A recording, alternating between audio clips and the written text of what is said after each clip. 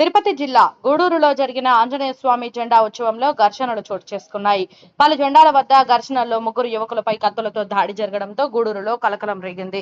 ఈ ఘర్షణలో యశ్వంత్, హరీష్, అబ్దుల్ అనే యువకులకు కత్తిపోట్లకు గురయ్యారు. పాత కక్షలే ఘర్షణలకు దారితీసి ఉండవచ్చని పోలీసులు వెల్లడించారు.